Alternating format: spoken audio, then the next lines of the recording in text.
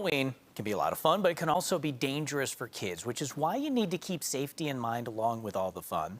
This gentleman is not dressed as a state trooper for Halloween. He is the Regional Public Information Officer for the State Police, James O'Callahan. Good morning. Thanks for being here. Hey, thanks for having me on. Let's talk first about drivers, because Halloween, traditionally trick-or-treating can happen at night when it's dark, and drivers need to be on the lookout for kids out and about. And that's one of the biggest concerns that we have, right? Most people are conditioned to drive a certain way. It's the pattern of driving. They're going home, they're going to this place. But on Halloween night, you need to really change that up. What it comes down to is slow down.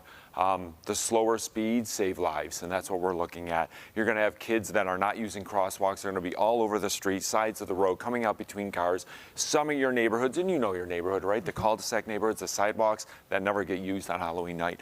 But they're going to be packed with kids and parents and people in costumes, adults in costumes with their kids. So just leave yourself that extra time. Don't be in the hurry. Halloween night is not the night to be in a hurry for somewhere to go. You know, for parents, you don't want to freak people out. But at the same time, Halloween is, I believe it is the deadliest night of the year for kids under 18. So safety is something that you do need to take seriously. What do parents need to talk to their kids about? It's a scary situation because it is the deadliest night when it comes to 18-year-olds and traffic fatalities. You look at, 2022, half of the traffic fatalities were DWI related. Across the country. So what does that mean? That means that you can't be just kind of going along, going with the flow. You have to be intentional with your kids. Teenagers, young kids, it's same rules apply. Look both ways before you cross the street. Come to me before you go crossing the road. You really just got to talk to your kids and remind them it's not a free-for-all. You can't just follow the pack. You know what I mean?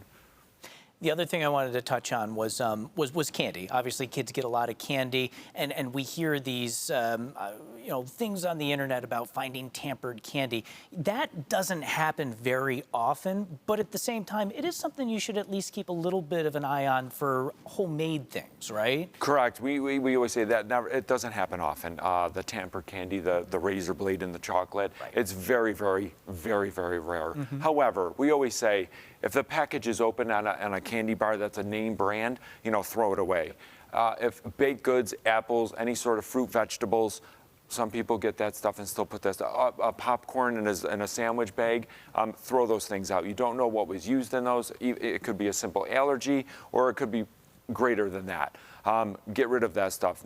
Basically, name brand packaged candy. That's what you're going to look for. And of course, as a parent, you got to go through that stuff because there is a dad tax or a mom yes. tax. So you got to make sure that, everything's good to go. That's our poll question that's up this week, is your favorite candy, and one of those entries is whatever my kid doesn't eat. So yeah, that's true. That's true. Good information there. Thank you so much, and enjoy your Halloween week. You too. Thank you, and be safe. All right.